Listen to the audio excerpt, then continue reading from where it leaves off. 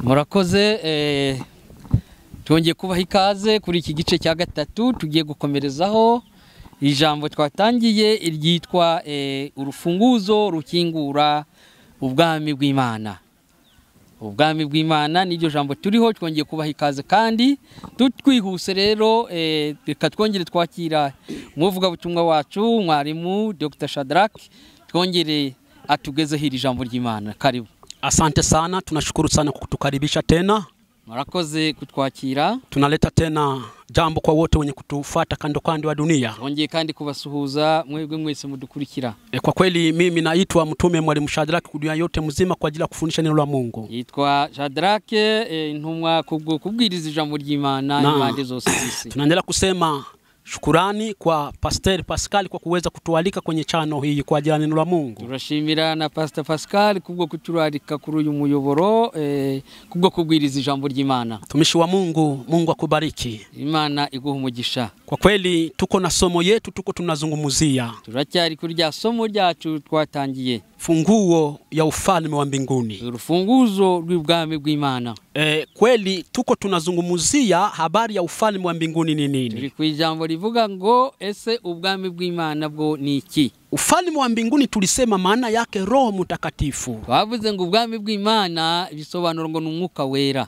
Uyu Roho Mtakatifu, uyu mwuka wera haina kusema kwa lugha ya mbinguni. Ntabwo ari kuvuga indimi.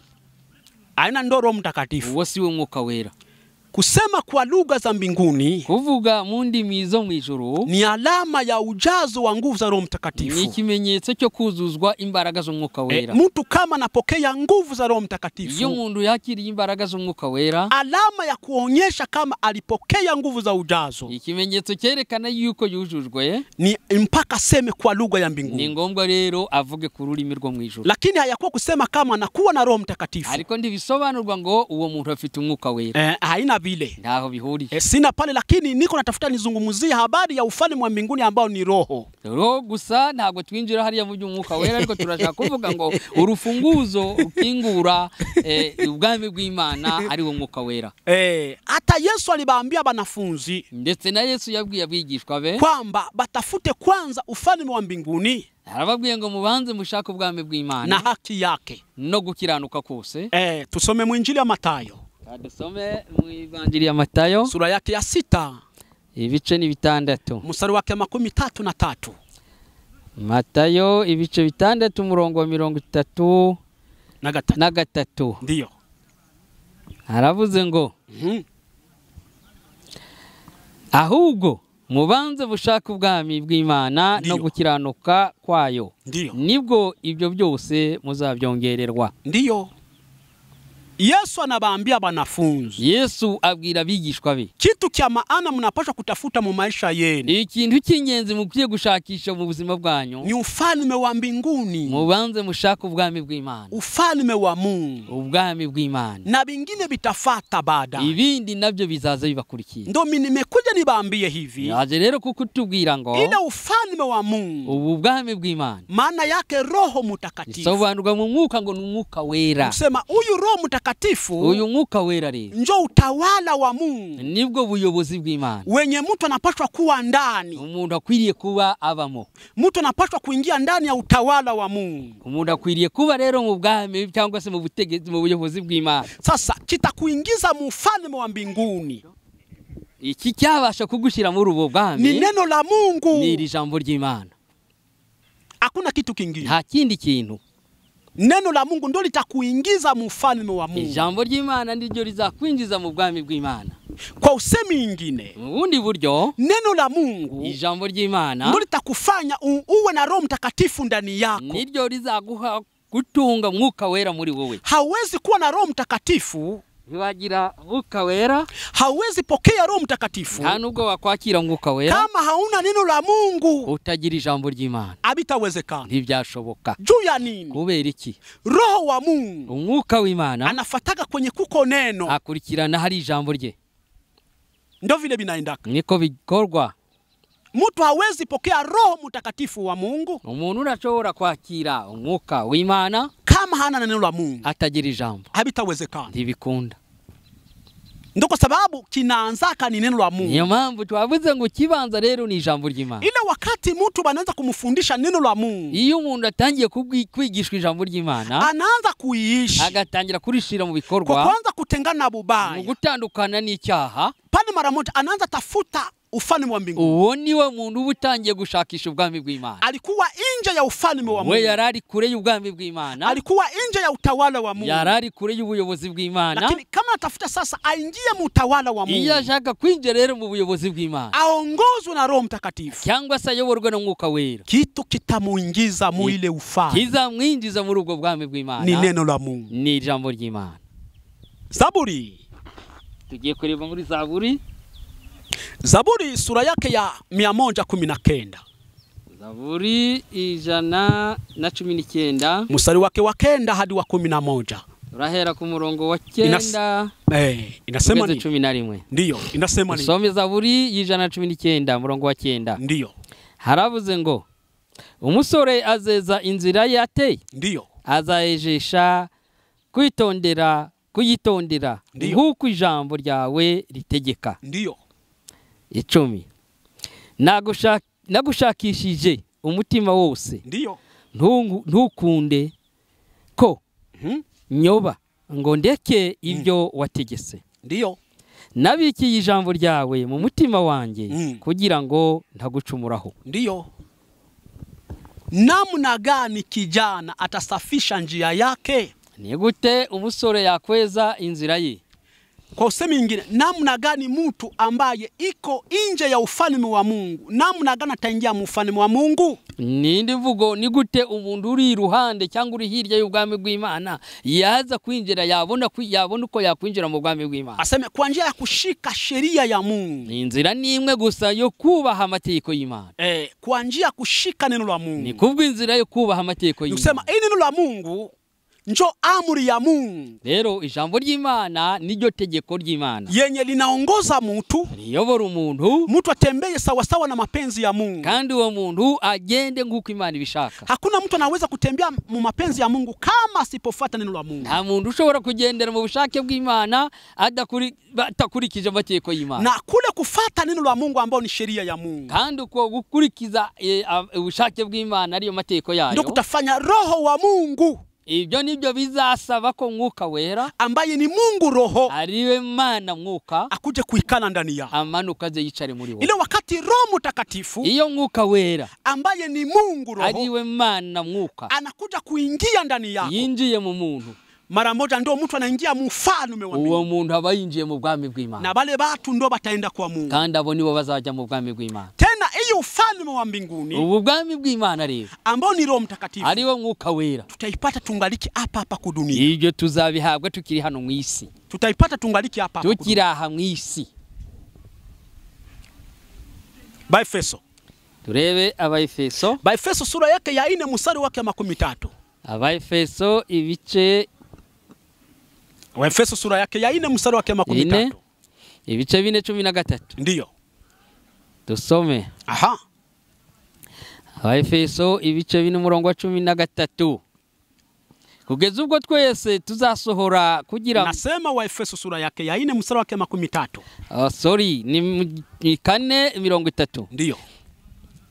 Kandi ntimuteza agahinda Umwuka Wera w'Imana, ndiyo, wabashiriyeho kuba ikimenyetso kugeza ku munsi wo gucungurwa. Musihuzunishe Roho wa Mungu, ntimubabaze cyangwa muteza agahinda Umwuka Wera, ambaye mlipokea tangu ile siku mliokolewa. uwo mwakiriye kuva cya gihe muboneyeho agakiza. Alama ya kusema kama mtu alishaokoka, ikimenyetso kigaragaza ko umuntu yakijijwe, ni wakati mtu anaingia mu ufalme wa mbinguni. Ni igihe umuntu azaba ageze mu bwami bw'ijuru. Na ile ufalme wa mbinguni Roho Mtakatifu, kandi ubwo bwami bw'ijuru twavuze n'Umwuka Wera. Kusema kitu kya maana Mungu anapana kwa bale bote banaokoka, ikintu gikomeye cy'agaciro Imana iha abakijijwe ni Roho Mtakatifu, n'Umwuka Wera. Na ule Roho Mtakatifu, kandi uwo Mwuka Wera tutamupata tungaliki hapa ku dunia, tumuhabwa tukiraha mu isi. Njo Yerusalemu mupya, nibwo rero Yerusalemu nsha ni nchi ya kiroho, ni igihugu cy'umwuka, ni nchi ya kiroho, ni igihugu cyo mu mwuka. Hii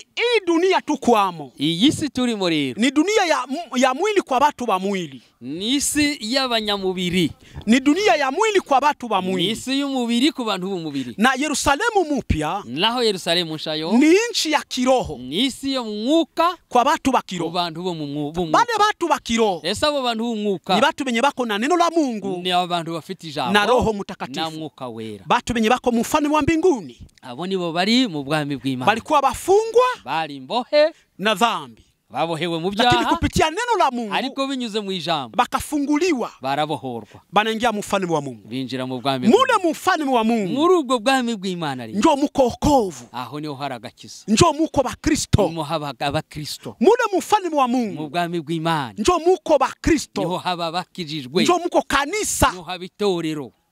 Kanisa Itorero ni mutu ni umuntu mwenye iko na Roho Mtakatifu ndani ufite yake. umwuka wera muri we. Kanisa Itorero ni mutu mwenye kuwa na mutawala wa Roho ni Mtakatifu, umuntu ufite ubuyobozi bwa mwuka wera muri we. na fasi kwenye kuko Roho wa Mungu Kandi ahantu hose hari Imana hakuna dhambi, nta cyaha kibayo, kuko salama, habayo umudendezo, kuko kupatana, habayo guhuza, kuko upendo wa kindugu, habaho urukundo rwa kivandimwe, chuki natoka, urwango ruvaho, ukabili natoka, amacakubiri avaho, uongo natoka, ikinyoma kivayo, bwizi bunatoka, ubujura burahunga, escroquerie natoka, uriganya burahunga, kwa sababu ni ufalme wa Mungu, uko zabari mu bwami bw'Imana, ni utawala ingine. n'ubundi bwami. Bwizi Ubujura ni mutawala wa shetani, ni mu bwami bwa Satani. bongo Ikinyoma ni mutawala wa ni shetani, mu bwami bwa Satani. busharati Ubusambanyi ni mutawala wa ni mu shetani, bwami bwa Satani. bulozi Kurogana ni mutawala wa ni mu shetani, butware bwa Satani. uwaji Ubwicanyi ni mutawala wa ni shetani, muri bwa buyobozi bwa Satani. escroquerie Uburiganya ni kwiba mutawala wa shetani. ni mu buyobozi bwa Satani. Sasa neno la Mungu Ijambo rero ry'Imana kama funguo nk'urufunguzo lilikuwa kutuhamisha, ryaje kutwimura, merci Seigneur, lilikuwa kutuhamisha ryaje kutwimura mufalme wa giza, uve mu bwami bwo mwijima, ufalme wa kupotea, ubwami bwo kuyoba, na kutuingiza mufalme wa Mungu noneho twinjize mu bwami bw'Imana kwa njia ya Yesu. binyuze muri Kristo Yesu. Mu Bakolosayi, Kolosai sura yake ya kwanza Abakolosayi igice cya mbere 13 Kolosai igice cya mbere 13 mpaka 14 turagarukira kuri 14. inasema nini pale? Msomaji Aravuze ngo aha, niwe wadukirije ubutware bw'umwijima, ndiyo adukuramo akatujyana mu bwami bw'umwana we akunda. aha, 14 ndiyo niwe waducunguje Ndiyo. amaraso ye ngo tubone kubabarirwa ibyaha Ndiyo. byacu. alituhamisha Yara- na kututosha katika ufalme wa nguvu ya giza Yaratwimuye adukura mu butware bw'umwijima, na kutuingiza katika ufalme wa mwana wake wa pendo lake. atuzana adushira mu butware no mu buyobozi bw'umwana we. Ufalme wa mwana wake ndo nini? Ese ubwami bw'umwana we ni iki? Nusema huyu Yesu Kuvuga ngo Yesu njo mwana wa Mungu, niwe umwana w'Imana, na huyu Yesu kandi Yesu njo ufalme wa Mungu ni nawe bwami bw'Imana, ambaye ni Roho Mtakatifu. ariwe mwuka wera. Wakorinto wa pili Turebe Abakorinto ba kabiri, sura yake ya 3 Abakorinto ba kabiri ni ibice 3, mstari wake wa 17 18. turahera kuri 17 tugarukire kuri 18. Yesu njo ufalme wa mbinguni, yani Roho Mtakatifu. Yesu rero niwe bwami bw'Imana, ari nawe mwuka wera. Aha, 17 ndiyo nuko rero umwami niwe mwuka, ndiyo kandi aho umwuka w'umwami ari ndiyo niho nawe niho haba abo umudendezo. ndiyo 18 ariko twebwe twese ubwo tureba ubwiza bw'umwami ndiyo tubureba nko mu ndorerwamo mu maso hacu hadatwikiriye, duhindurirwa gusa nawe, tugahabwa ubwiza buruta ubundi, kuba bwiza nk'ubw'umwami w'umwuka. aha, nk'ubwo umwami w'umwuka. Yesu njo Roho Mtakatifu. Yesu rero niwe mwuka wera. Ndio kwa sababu neno la Mungu niyo mpamvu ijambo ry'Imana na Roho Mtakatifu na mwuka wera ni vitu biwili ni tofauti, ibintu bibiri bitandukanye, lakini vinatumika kwa umoja, ariko bikorera mu bumwe. Roho Mtakatifu anemo ni nini? Ese mwuka wera mu ijambo rimwe ni iki? Ni utele wa neno la Mungu, ni ubwinshi bw'ijambo, uwingi wa neno la Mungu ndani ni yako, umwuzuro w'ijambo mu ndo anakuwa Roho Mtakatifu. niwe yitwa mwuka wera. Ndo sasa mtu anaingia mutawala, uwo rero umuntu akaba yinjiye mu butwari, mu buyobozi. njo maana ya neno ya Roho Mtakatifu. Niko busobanuro bwa mwuka wera. Sasa ile wakati mtu angalika naishi neno la Mungu, iyo umuntu ari ashize mu bikorwa ijambo ry'Imana, neno la Mungu haliyayala, iyo ijambo umuntu ataruzura ijambo, pale ungaliki mupatia neno la Mungu aho tu, uri gice cyangwa se utaruzura ijambo, ayakuwa Roho Mtakatifu. ntabwo urajya mu mwuka, ahubwo uricyari mu ijambo, kwa juu neno la Mungu haliyakuwa kwa utele, kuko ijambo ntirakuzura. lakini utele sasa wa neno la Mungu, ubwinshi cyangwa se umwuzuro w'ijambo, ndo linakutawala. iyo rikuzuye, Ile ndo Roho Mtakatifu, ivyo nibyo bita umwuka wera, na ndo natawaliwa sasa na Roho Mtakatifu, noneho bikitwa kuyoborwa na mwuka wera, uzima wa nafsi yako, ubuzima bw'ubugingo bwawe. Puriki ufikie kile kitu, kugira ngo ubashe kugira kuri urwo rwego, ni lazima usome neno la Mungu. ni ngombwa wige ijambo ry'Imana. Neno la Mungu Ijambo ry'Imana ndo linaita Roho Mtakatifu. nibyo rihamagara umwuka wera. Roho Mtakatifu Umwuka wera anafata kwenye kuko neno la Mungu. akurikira hari ijambo. Ni kusema kama unapenda uwe na Roho Niba Mtakatifu, ushaka kugira umwuka, soma neno la Mungu, soma ijambo ry'Imana, uliishi urishire mu kwa bikorwa, kwanza kutengana na bubaya bwako. kugira ngo utandukane n'icyaha. Ile wakati kunatengana na bubaya uko bwako ugenda utandukana n'icyaha kwa kuishi neno la Mungu, kubw'ijambo, pale kunatafuta ufalme wa mbinguni. aho buri mu nzira ishakisha ubwami bwawe. Mungu natafuta ningie ufalme wa Aho buri mbinguni. uravuga ngo ndiho ndashaka kwinjira mu Mungu bwami natafuta bwawe. ningie mufalme wa mbinguni. Ndashaka kwinjira mu bwami Na bwawe. kenye kiko kinatafuta kukufungulia ni kinini? Ese igiye kugukingurira ni Neno la Mungu, iri jambo, fungulo. urufunguzo. Nimekupa funguo Naguhaye urufunguzo ya ufalme wa mbinguni. wo gukingura ubwami. Ni kusema kupitia neno la Mungu, binyuze mu ijambo ry'Imana, njoo mtu ambaye alikuwa mfungwa muzambi wari uboshwe mu byaha atasamehewa, nibwo azababarirwa. na nyuma ya kusamehewa nyuma yo ndo kubabarirwa anaingia muzima wa nibwo milele, azaba yinjiye mu bugingo ndo anatawaliwa na Roho nibwo Mtakatifu. azaba ayobowe na mwuka Ile wera. wakati unatawaliwa na Roho iyo Mtakatifu, wayobowe na mwuka wera, ufalme wa mbinguni, aho nibwo bwami bw'Imana. neno la Mungu linakuingiza kwa Mungu. Ijambo rikakwishira mu bwami. Ndo sasa mtu tena narudia kwa Mungu. aho rero nibwo umuntu azaba agarutse ku Mana. Lakini mtu wakati iko na dhambi, ariko umuntu wese ugifite icyaha, pale mara moja iko mfalme wa shetani. waba akiri mu bwami bwa Satani. Lakini nimekuja nikuambie hivi, yewe twaje kukubwira ngo Mungu Imana anakuhitaji iragukeneye, urudie kwenu. ugaruke iwanyu. Mungu Imana iragushaka, iko nakutafuta Imana iragushakisha, uingie mfalme wake, ugaruke imuhira iwanyu mu bwami kwenu, mu rugo, kwenu kwa Mungu garuka ku Mana. njo kuko raha, aho niho hari kwa shetani, kwa Satani kuko kifo. hari urupfu. Shetani ni kifo, Satani ni urupfu, Yesu ni uzima. ni ubugingo. Mungu akubariki sana ndugu Imana yangu iguhumugisha mpendwa. mwene data, Mungu akusaidie sana ndugu kandi yangu Imana mpendwa. igufashe. Ukishakuwa na swali Niba uramutse ugize ikibazo kwa maneno haya, ubwira ijambo twize, utatuita bila tatizo. uduhamagare. Kila mtu buri wese atakuwa na swali uwo ari we wese wagira kuhusu ikibazo mafundisho haya, ndetse kubwiza inyigisho, ataita kabisa. uhamagare. Kama ni swali kuhusu Biblia, ariba ari ikibazo kijyanye na Biblia, nimealika dunia yote mzima. urahamagarira isi yose. Nasema hivi, kama ni swali kuhusu neno la Mungu, niba ari ikibazo kijyanye n'ijambo ry'Imana, nimealika dunia, uhamagaye isi yose. kila mtu buri wese awe huru yagira umudendezo, kuuliza swali yirekure abazi ikibazo kwenye chano hii, abarize kuri uyu muyoboro, nuru ya dunia. umucyo w'isi.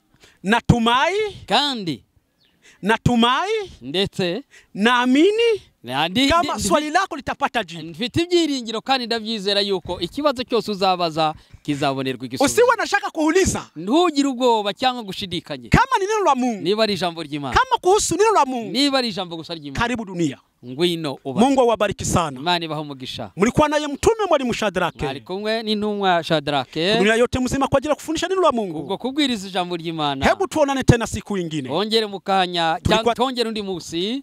Tukutane tena siku nyingine. Ongere undi munsi. Na tulikuwa tunasinikizwa. Ari kumwe na Basabose Pascal. Mungu awabariki. Imana ibaho umugisha. Amen. Amen.